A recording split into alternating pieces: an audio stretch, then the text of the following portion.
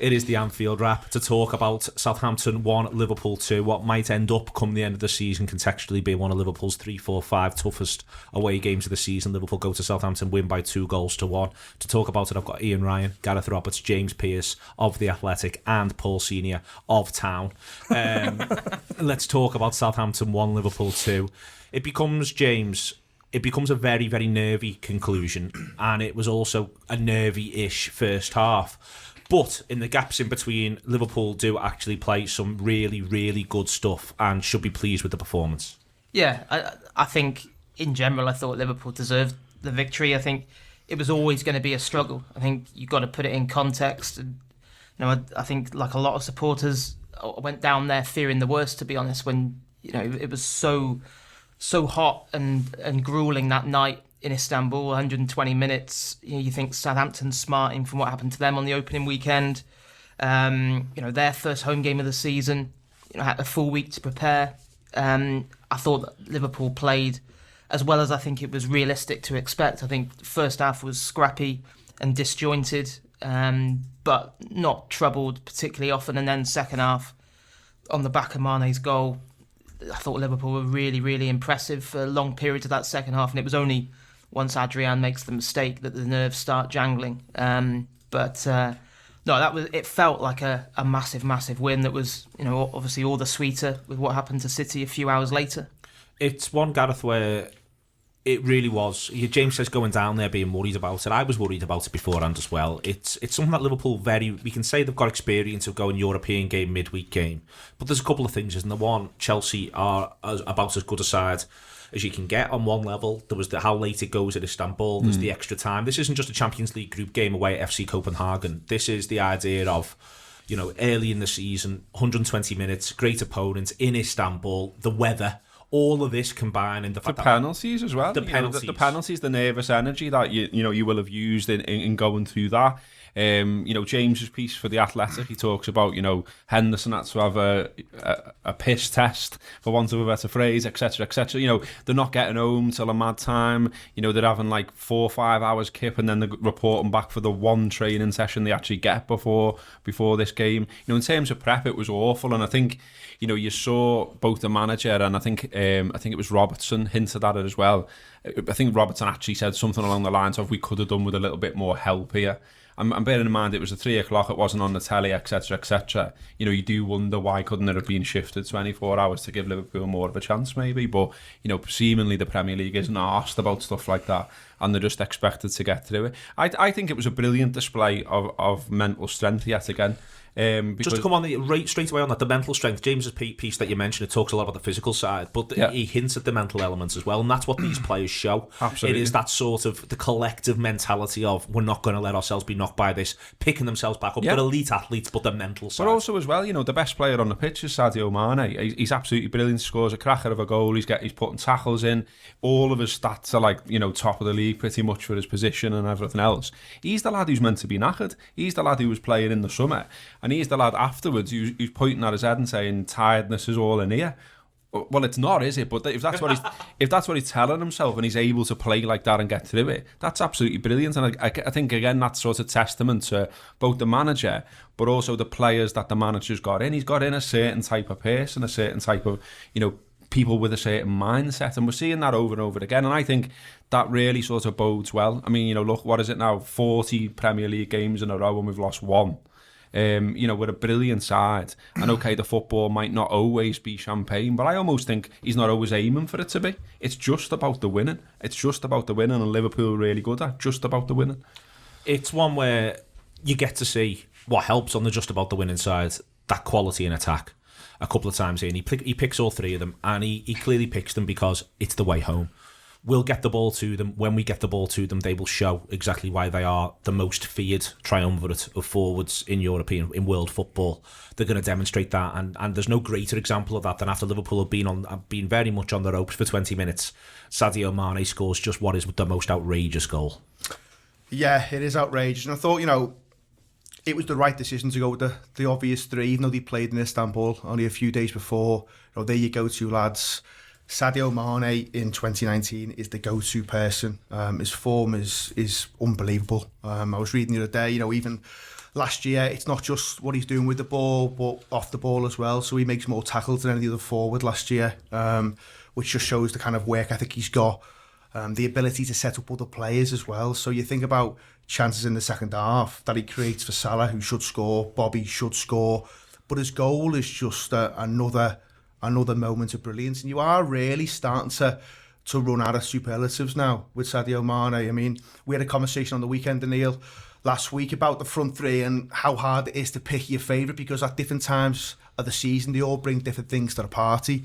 But right now, Sadio Mane, I mean, if we as a group now, 5 fellas having a conversation about who the best and most influential footballers in the world are right now, at some point someone's bringing up Sadio Mane's name. That's how good he is right now. He is influencing football matches week in, week out, and another great display from him.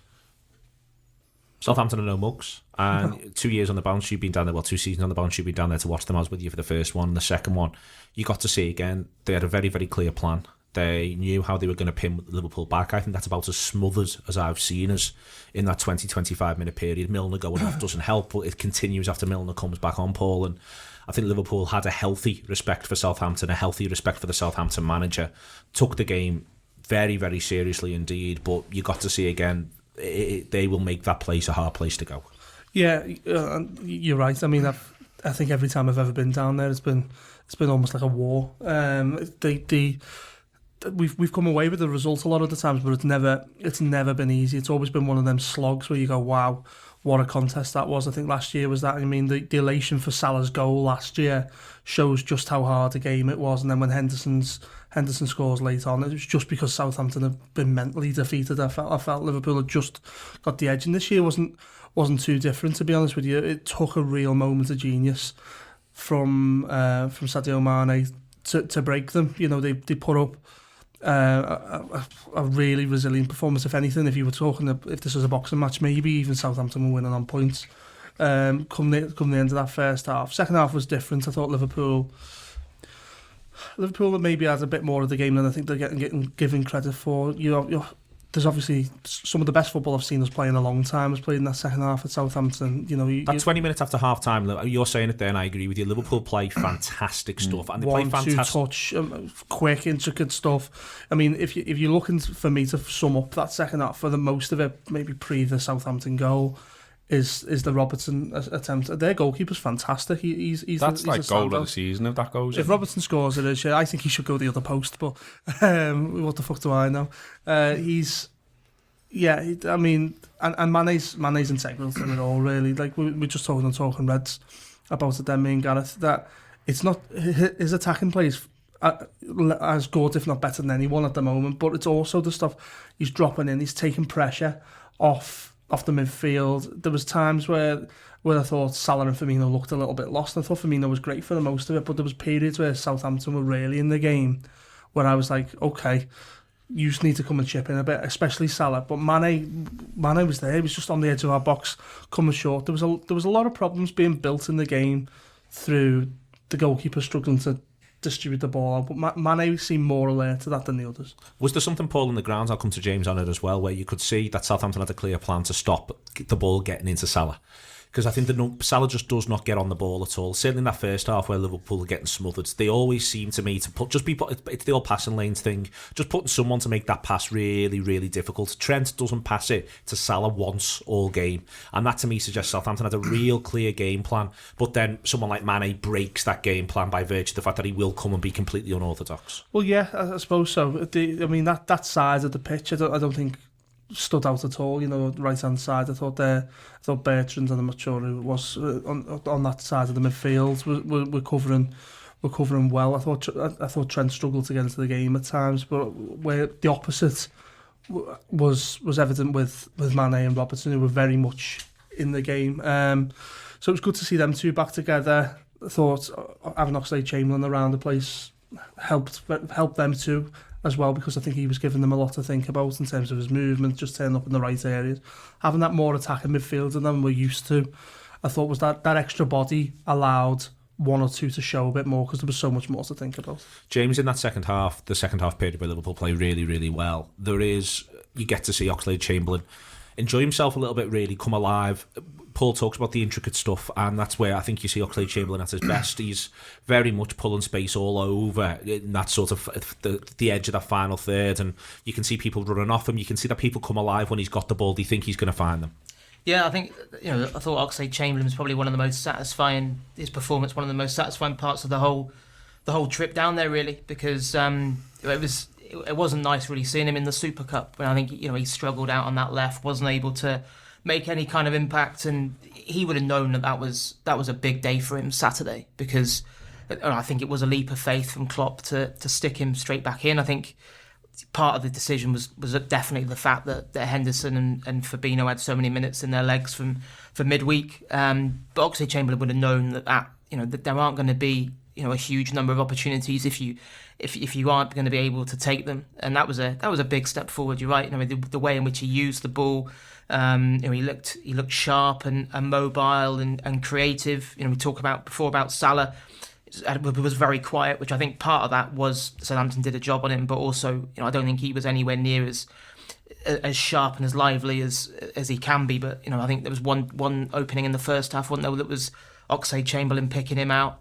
And the other big thing for me about the second half was, I know from speaking to a couple of the backroom staff afterwards, that they felt that the two fullbacks were too deep in that first half, and they needed to push on to exploit the space out wide, because they were expecting Southampton to only play with the one up top, and they felt that there was, because of the way that Southampton set up, there was space on the flanks that they weren't making the most of in that first half. And I think having Alexander-Arnold and Robertson a bit further forward after the break, did enable Liverpool to get a grip on proceedings. You mentioned James there mentions Gareth Robertson. You mentioned before the great opportunity. You did see that second 45. I thought you saw Robertson in particular. I feel you saw him when Robertson's brilliant. I think you see him break space. You see the way in which he runs, just create space for other people or for himself, one or the other. And I think you saw a number of really, really good examples of that in the second 45. Yeah, it felt like, obviously it was huge that Liverpool score when they do in the first half. And, we mentioned earlier on the psychological aspect of the game. Well, I think you could see Southampton visually slump, including the manager. I feel almost a little bit sorry for the manager, because he's happy with them for 60 minutes at Burnley and then they get blown away. He's happy with them pretty much for the first half against Liverpool, and then Mane does that. But I feel like Liverpool came out second half going, all right, well, we'll show what we're about now. And as is mentioned, some of the football was brilliant. Robertson much better, because there've been a few little grumblings here and there about, has he looked that good this season? Is he a little bit off it? But yeah, he was back to his best. Oxlade-Chamberlain, as already mentioned, came into his own second half as well. And yeah, I think everyone sort of remembered who they were. And had it not been for the goalkeeper's mistake, which obviously gave Southampton a huge lift, I think we possibly go on and win more comfortably. A lot's being made about the chances that Southampton get, and the fact that Liverpool in general are conceding more shots and conceding more big chances and that kind of thing. But equally, Firmino misses one that he should score. And I think it's easily a sort of a more comfortable game than it is. I was looking into when Liverpool scored over the weekend, because it feels to me that Liverpool always start second halves well, and so I was expecting to see a lot of goals immediately after second half. What I instead found was that last season in the Premier League, Liverpool scored more than anyone else in the last 15. And so that's a time when they're on top in a game. And yet in this game, it was the other way around. It was the only time, and Klopp mentioned it, where you thought, hang on, they don't look right in terms of the body language here. They're a bit like, it all got a bit panicky. It got a little bit old school Liverpool. How many times have we used to go and watch games at Anfield where we were fairly comfortable, we concede one, and then the other side's throwing the kitchen sink at it, and the whole ground's going, and it was a bit like that on Saturday. It was unexpected, because Liverpool have been so good under Klopp for 2 seasons really now at controlling games, and they lost a little bit of that second half late on because of the keeper's mistake. Makes you wonder if they lost a bit of confidence in themselves through the goalkeeper's error. I don't know. Almost like where everything's rosy in the garden. No shit, it's not. And it did become evident, and you've seen a little bit of panic, but I didn't think it was too much. Obviously, the Ings chance is one that you don't expect Liverpool to concede. It's not a normal type of chance that Liverpool concede either, really. Where he has just drifted through and found himself in acres of space, really, hasn't he? So yeah, I thought we were all right in the main. There was a point at 2 when Firmino scored where I thought, oh, this could go on to be a bit of a cricket score, and obviously you see Robertson have the chance. There's a period where you think Liverpool could run away with it. I don't think Southampton would have deserved it, to be honest with you. I think the score was probably a true reflection of the game, but you know, I think if it wasn't for the mistake from the goalkeeper, I think Liverpool could have went on and scored more. Neil Warnock said something at the end of last season when he's asked about his toughest opponents, and he said it's Liverpool, and he said it's Liverpool for a number of reasons. One, they've got this ability to lull you into a bit of a false sense of security, which we've done time and time again, and then come out second half and batter you. But also he said that they work harder than anyone else in terms of retrieving the ball, and I think you see a little bit of that. But I thought Liverpool, yes, we allowed probably one or two many chances first half. There was gaps that shouldn't be there, but second half, it's a brilliant display for about half an hour. The way Liverpool have got this ability now to, very similar to City, and I don't think I've seen another team other than City or Liverpool who are capable of squeezing the life out of an opponent the way we do, just pinning them back. It's very Ajax of the 70s. If you watch clips of the old Dutch national team in their pomp, that's what they used to do. They'd play halfway line. You know, their old centre-half, Ruud Krol, would say, we don't defend our goal, we attack our halfway line, or we attack the halfway line, and teams can't get out. You know, centre-halves are taking their mark off the deepest line midfield player and just squeezing. And that's what you find, you know, Southampton, and you see it with Spurs as well against City. Lads are just playing blind balls because they feel there's that much pressure and they're not suffocated, they can't look up. And we do that really well for half an hour. But what I would say is that pulls us back to the first half, because I think we start okay. And then just before, I think we're beginning to sort of lose our way a tiny bit, but then Milner has to go off, Ian. And when you're so reliant on shape, to lose one man and then to lose him for an indeterminate length of time, I think it has a real knock-on effect, that it gives Southampton some encouragement, and they might have been being a bit cagey anyway and picking the moments, but it really does put us on the back foot that we have to play for a question mark length of time with only 10. Yeah, and the manager's got no idea, or probably little idea, of how long that's going to take. He doesn't know how severe the cut is, and obviously Milner has stitches, so he's off for longer than you want him to be. I think also you've got to give the opposition credit as well. You know, they've got good footballers in there. You know, Ward-Prowse, great delivery. You see that for the chance that Yoshida should score. It's a good save, but he should bury it. Romeu, they've got Højbjerg in there as well. He's a really good footballer. So they're lads who are going to cut off passing lanes, even when you've got 11 lads who are making themselves available. So all of a sudden you've got one less. So I think you've got to give them loads and loads of credit. But Liverpool do what we've done so many times. You know, and the manager can point to last season and say, you've lived through this experience, you know Southampton's a really tough place to go. There's a case study from last year. You're going to have to weather the storm for maybe half an hour.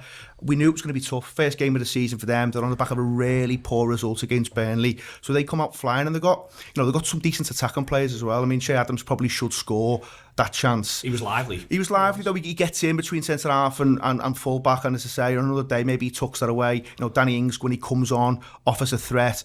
And I always think Redmond's he's a funny footballer, Redmond. I've watched him in loads of other games where it just tends to pass him by. But when he's against the big boys, and you've seen it when he's come up against City in the past and Liverpool, he always looks a threat. He lacks goals, but in terms of being able to beat a man and open up space, he's more than capable of that. So I think, you know, the manager speaks about mentality giants at the end, and he says, doesn't he, you know, I want the headline to be the mentality giants have rolled into town or been in town. It's a great line by the manager, and you see loads of that from Liverpool across the 90 minutes.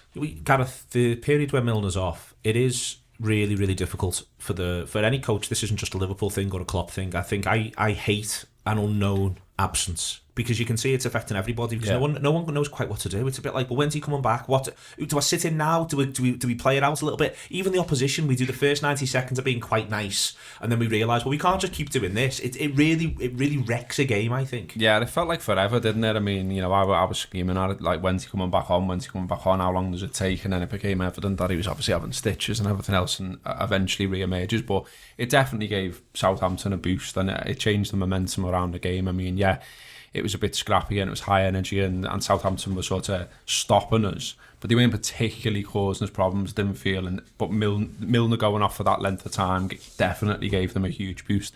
And when you look where Milner was on the pitch in the time he was on the pitch, he was everywhere. He was probably the highest energy midfielder, if you like, of those who were on the pitch. So it obviously made a massive difference.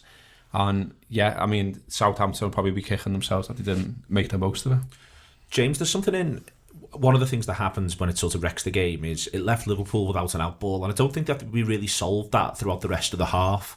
It was only really when the board went up and Liverpool pushed back up the pitch, but I think maybe that's been a little thing from the first half against City, the first half against Chelsea, is Liverpool have found themselves struggling to get out once the pressure comes on. Before the pressure comes on, they're very much in control, but after it comes on, they've found it a little difficult to get out, and obviously having one player less on the pitch makes that even harder again. Yeah, and obviously I think the fact it was Milner as well who had been very influential up to that point, and you could see, I was looking down at the touchline and Klopp was absolutely irate during that 5-6 minute period because he knew that the whole momentum of the game was shifting, as Gareth said, and I don't think the players really knew what the plan was to try and fill that gap. I mean, I think Firmino started dropping a little bit deeper, but then, as you say, then the problem is then when you get the ball, you don't have that out ball up there, and yeah, it was an issue, and even once Milner's back on the field, you just sense the whole mood around St Mary's had changed, and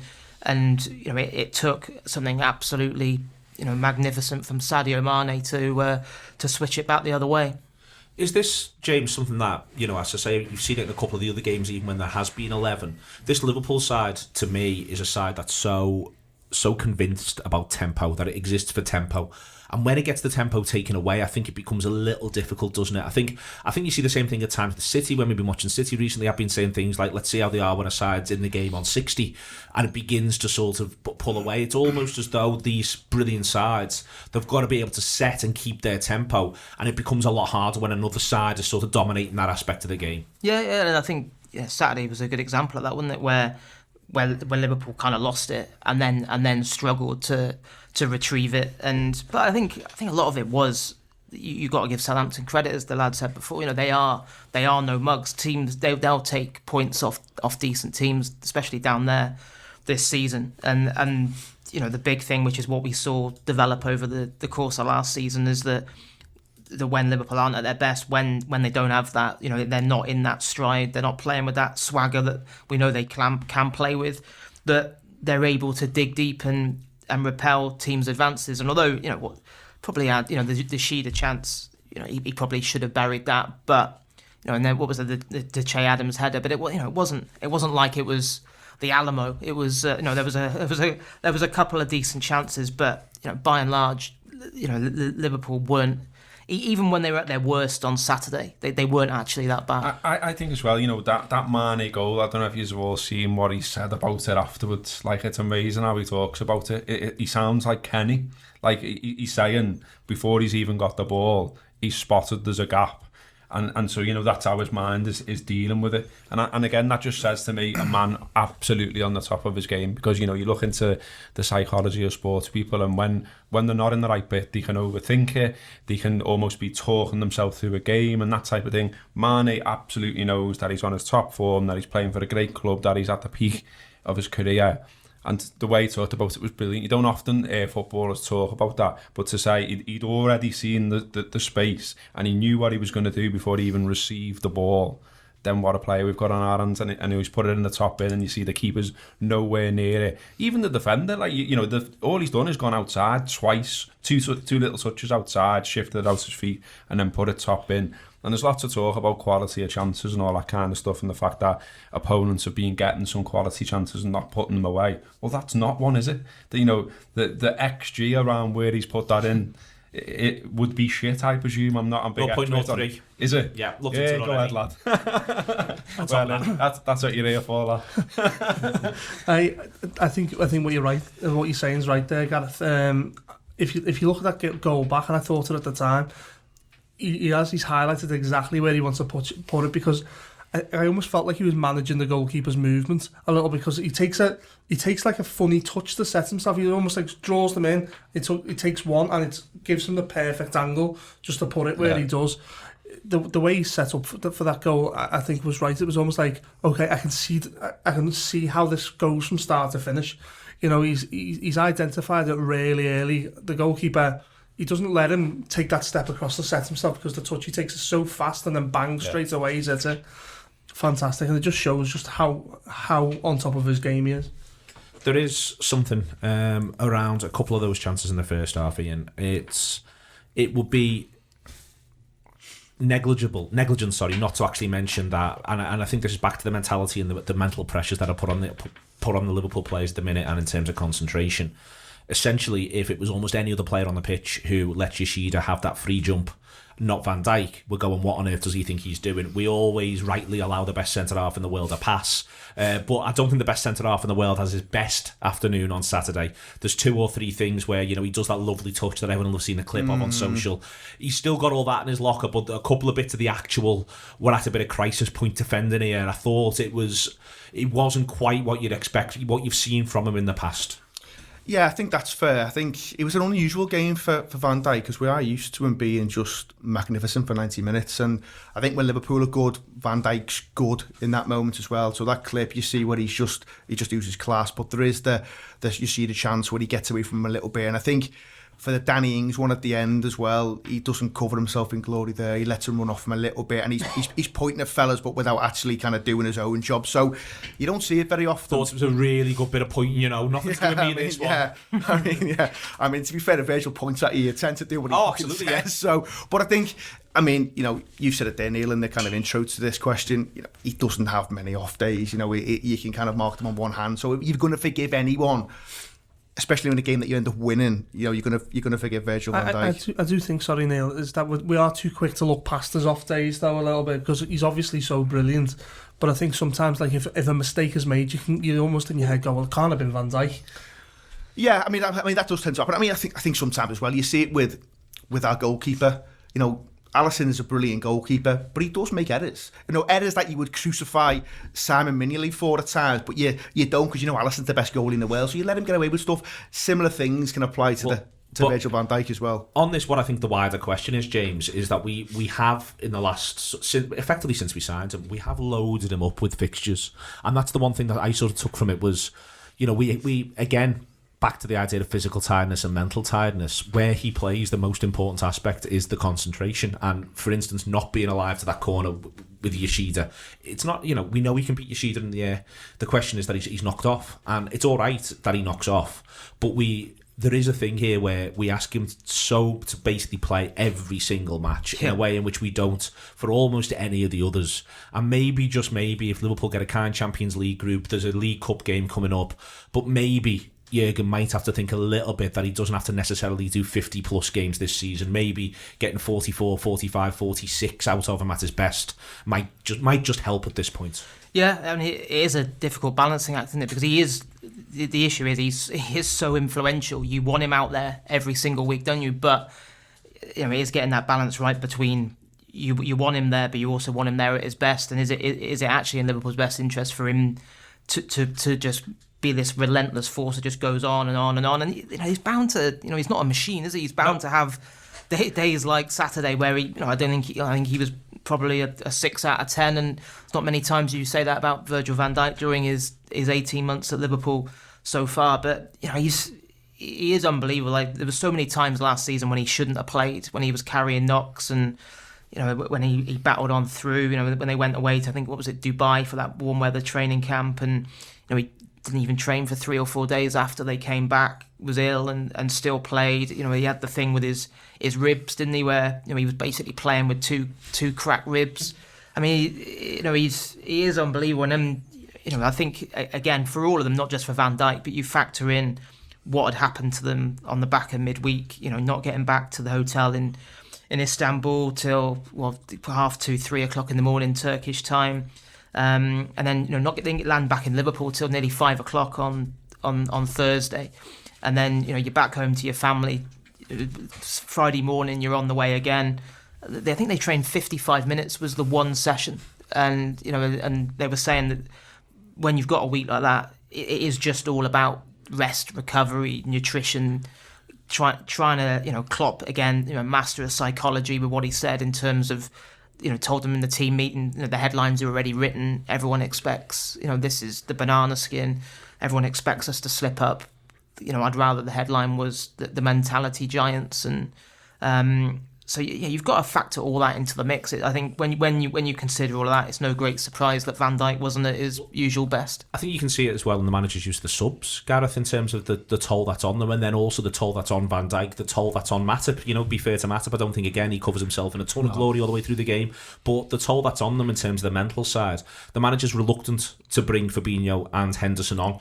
You know, they're late subs, and yet that tells you what he's asking the players who he's asked to go again to go through. And he's talked about it, hasn't he? He said that, you know, he doesn't expect the midfielders to be playing 50, 60 games. He wants to constantly rotate.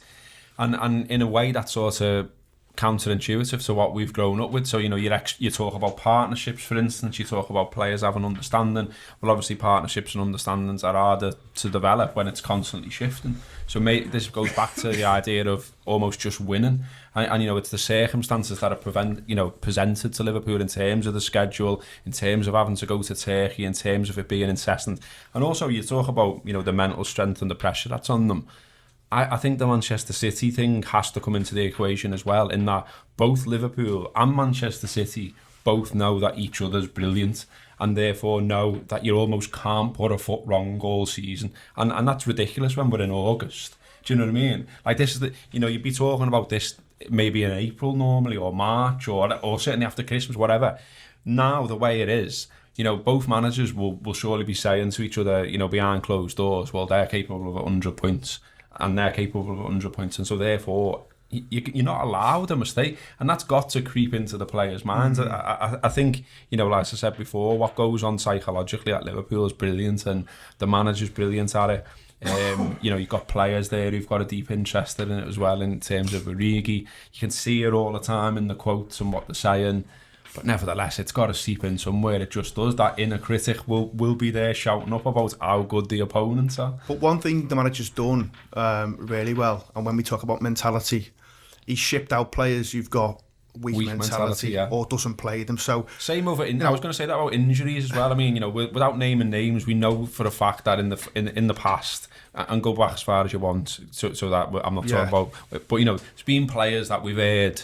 It doesn't take much for them to say they're not ready to play.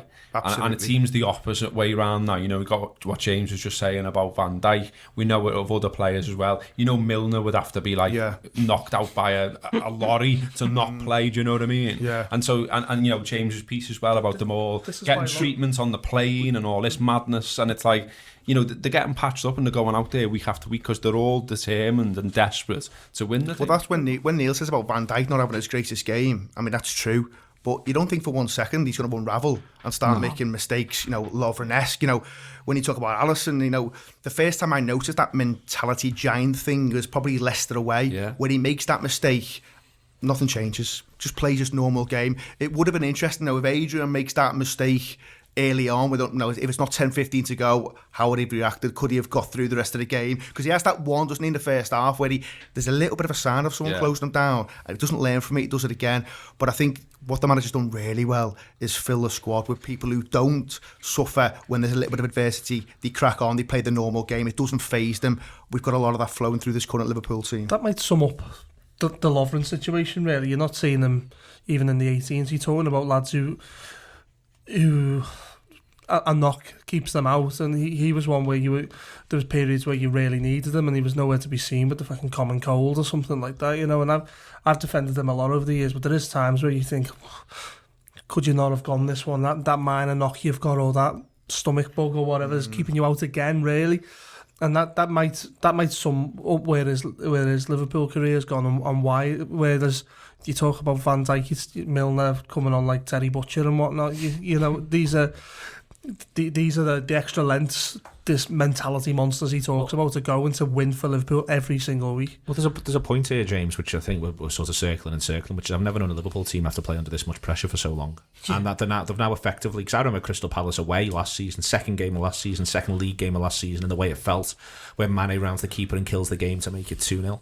And it felt then like it was absolutely massive. I can't think of a point in history where a Liverpool side has had to play under this much pressure for this long. Yeah. And you're right. I mean, it was exhausting just watching it, wasn't it? Especially in the second half of last season, when you just knew that there was absolutely no margin for error, and it feels like almost like a continuation of of last season, just because we kind of all know that, I know obviously City dropped 2 points on the weekend, but we also know deep down that's not going to happen too often this season, and so you have to make every game count, and that does bring with it a ridiculous amount of pressure. But as the lad said, Klopp has now fashioned this squad in his own image, really, in terms of the character of the players he's got there.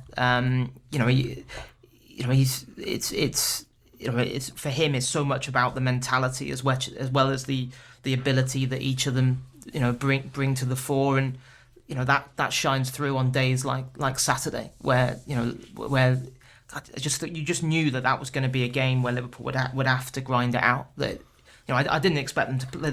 They surprised me in the second half, the fact that they played so well for 25-30 minutes, because I thought even that might be beyond them after what had happened in midweek. But no, it's, the mentality side is absolutely massive, and a lot of that comes back to Klopp's ability to, he just has this unbelievable knack of being able to say the right thing at the right time, and the players buy into that 100%. And there's nothing wrong either, is there, with a side that sort of can do that as well. I mean, this isn't a new thing. Like, you look at Mane winning that match for us in the way it does, because that's what that goal did. It changed the whole course of the thing. I can remember loads of games when I was a much younger person, going to Anfield, watching a turgid shit match, basically, that was getting bogged down in midfield. That was just a bit of a battle, and then John Barnes would do something and we'd won. And this is what good sides do, and there's absolutely nothing wrong with saying, like, someone who's world class like Mane has won it, because he's in our harmony, so you use him. So that's what Firmino and Mane have done there at the weekend, isn't it? They've just found a way. I was going to go on James' point about this sort of the Crystal Palace a year ago thing. Is like, I'm in the concourse at the weekend, and people are genuinely exhausted. Like, I've been, I think I've missed one league game home and away since then, and I got to Southampton, I was like, fucking hell, to slog this. So how are the lads feeling about it? Because if you see a very regular crew in at the away games, it is almost like a closed shop in terms of who's there, pretty much. And people come up to me going, I'm not ready for this shit. This is what competitive game in number 4, and but they still haven't set their minds right in terms of that. We've got this what is it now, 36 more games to go. It's a proper slog, but for the footballers who've been in Istanbul till 5 o'clock in Thursday night and whatnot, it must be so difficult to get your mind right to just go again with zero training and zero prep. It's the way Gareth have accepted it. It's the new normal, which I think is the most impressive thing about them. That, right the way through the back end of last season, and even before the back end of last season, I always cite Wolves away as the one where I looked at them and thought, my God, you are absolutely incredible. And you're ready for this, and they were ready for it. They got 97 points, they were ready for it. They just didn't get over the line in the end, but they were ready for it. And you're looking at them now, and this is the normal. This is their lives now, and the extent to which they're all bedded in, they're all committed to this. This could be part of the manager's thinking about not bringing someone in or not compromising and bringing someone in. Is that what he's got? Is he knows that these lads are ready for this mad thing where, as James says, you can maybe afford to drop points in 6 games. Yeah, and that's it. The acceptance of it is absolutely brilliant, because the way the world is around the edge of football, the football media and everything else, some of it at least, they will look for reasons why you're going to fuck up and will shout about them. So you've got this injury, you've got a third, fourth, fifth choice keeper in goal, all the rest of it. All that's like constantly pushed out there, and us as fans, it affects us. You see it when you're talking to your mates. You see your mates talking about, Southampton's dodgy, we've got a poor record, and you're like, actually, we've done well against them for quite a while, lads. And they're like, yeah, but remember the Dell, and you're like, it's got no bearing on this at all. Marian isn't playing, is he? That's what I mean. But like, the actual Liverpool players just seem, and the manager, just fully accept the situation and how mad it is. And you mentioned Wolves. I mean, the manager was talking about 115 points after Wolves, wasn't he? And so there he is going out just saying, yeah, it's mad, but we can do it. We're great. And if you've got someone, a proper leader, a leader of men like Klopp, constantly telling you that, and a fella who looks great to be around full stop, then that's going to rub off, isn't it? And it's not just him, it's Milner as well. There's so many of them. You can put Robertson's another one, Van Dijk's another one, Alisson's one. There's a proper spine of character all the way through the team and all the way through the coaching team. That's where I think, Ian, the fact that you still get the real sense of enjoyment, I think helps. And I think that's something which could start playing a part with reference to our direct opposition is a little bit. Liverpool to me look. You look at the way Mane and Firmino both celebrate the goals. Yeah, they've got jokes. It's not quite this. It doesn't quite feel. We're talking using the phrase slog. It doesn't entirely look like that for them. In that second half, it stopped to look like a slog. It looked like it became enjoyable. It became enjoyable for Oxlade-Chamberlain. It became enjoyable for Alexander-Arnold. But I think that what I love to see is the fact that they look to me to be really relishing the challenge. They might feel differently in January. Yeah, absolutely. Yeah, we all might. But I think that's why. No, even the game in Istanbul felt really important to me because it's another thing the manager can point to and go, look, this is why we're doing it. Keep doing what I'm asking you to do, and this is the end result. It ends in trophies. I think, yes, Mane's enjoying it, Firmino's enjoying it. I think Mane's story fascinates me massively. There's a passage in Cy Hughes' new book about Mane, and I didn't realise Klopp had him in his office when Klopp was managing Dortmund, and could have signed Mane then. And the reason he doesn't go for him, because he was questioning his personality and whether he had the right mentality to reach elite level. Klopp says, listen, totally my fault. I should have made the move, pulled the trigger, etc. But then it's backed up a little bit further when Mane comes to Liverpool and James Milner says he doesn't speak for weeks. Like, they've got him there, doesn't say a word, and when he does, it's dead quiet.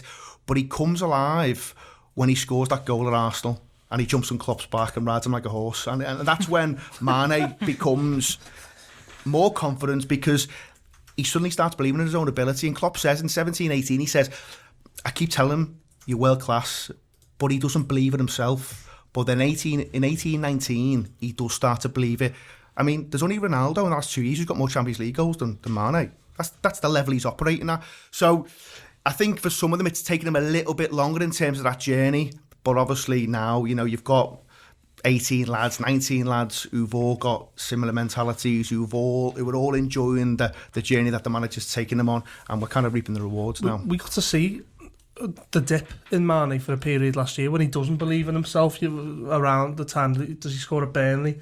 That's the season before 17-18. So in the winter of 17-18, when he has the bad game against Everton, where misses a sitter, and is laughing oddly, and that finds it really hard. That shows you how important the self-belief that they've got in each other. Oh, sorry, they've gained under the manager, really. That this is what I look like when my head's down, when things aren't going right for me. Because there was periods he couldn't make a pass. It was unbelievable how evident it was that it was all in his head as well. That he scores the worldie against Burnley, doesn't he, towards the end, and then bang, he's straight back at it. It was completely in his head, and this is how far he's obviously come, because he was a good player at Southampton. I think there was a January, was it, that he was close to going to Man United. There was no secret that he was going to go on to bigger and better things, but for him to come in and be timid, it's the opposite of what you think about him. Now, you see that video on the club's socials the other week about him bouncing back in the dressing room, and he's got a swagger, but he's obviously a huge presence now. And where Ian's saying that he didn't say a word for weeks, you couldn't imagine a world in which Sadio Mane's quiet. The one thing to take from the game is the goalkeeper's error, James. I think a couple of things to note. One is how well Liverpool basically decide they're not going to put him under any more pressure after the goal, which is a credit to the teammates. The fact that they just all collectively make that decision back there, the back four plus Fabinho arguably, and maybe even a couple of the midfielders take that pressure off him. It's a strange one in that it looks so unlikely. Maybe the camera angle doesn't help when you get to watch it back, because you can see Alexander-Arnold's in a ton of space. You can see it's very easy to do the thing where you're like, why have you done that? There's all these other things you could have done. But that's, again, us not allowing for the fact that, if they've only had 55 minutes of training between the two games, he's only had at most 10 days of training with Liverpool before the Chelsea game. This is still a footballer who's getting used to what Liverpool do. Yeah, I think you've got to cut him some slack. Because I think also over the course of the game, not that I'd put any blame on, I think it was Van Dijk who gave the ball back to him in the build up to the goal. I said, but in the first half, I couldn't believe how many times Liverpool did put the ball back to him when they didn't need to. And Klopp touched upon it after the game as well, because for a fella that was a big doubt, had a massively swollen ankle and taken painkillers, surely part of it has got to be to keep the ball away from his feet. It was clear in the ground, wasn't it? You could see he was struggling. Yeah. I couldn't believe how much pressure they were putting him under, because at times it was going, even around the goal kicks, obviously the new rule this year is that however many people can be in the box as you like. they were putting him under so much unnecessary pressure. I couldn't believe it. It was like, whatever we do is we don't make him kick it. Yeah, lad, here's the ball again. And it was constant. It was mad. Yeah, it was, and I think that kind of put him under unnecessary pressure. And then I think, you can't. It's just I don't know what's going through his head, and to be honest, because as you said, there was a lot of things he could have done with that ball as opposed to giving it straight to Danny Ings. But similar in a way to what happened with Alisson at Leicester last season.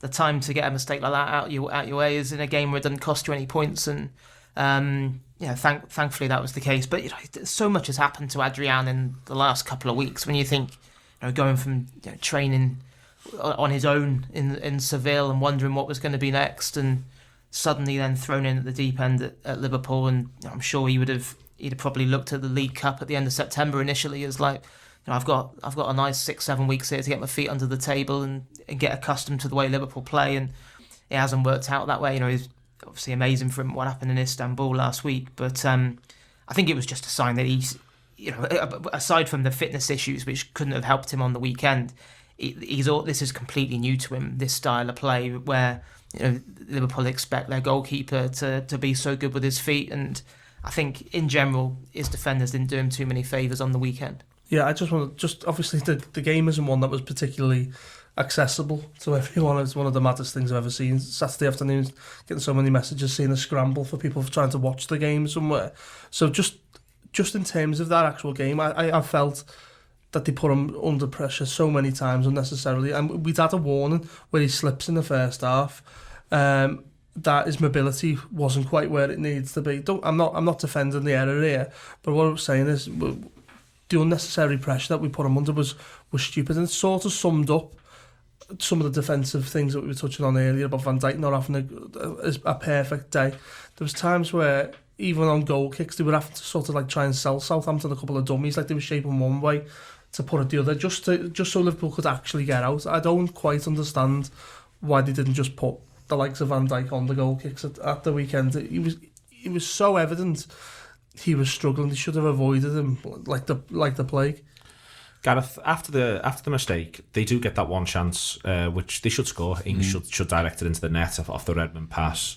But there is a thing to point out here, which is they actually don't get in again. So we're all nervous. You watch it. That's the nature of football. We know what it means. We're all living the reality of it. But they actually don't get in again. They don't get to have another attempt, Southampton. And again, talking about Liverpool's ability to knuckle down, I think it's as good an example of it as anything else, because the one thing you would expect, I was going, right, kitchen sink, and Liverpool managed to sort of dodge kitchen sink, and that shouldn't happen.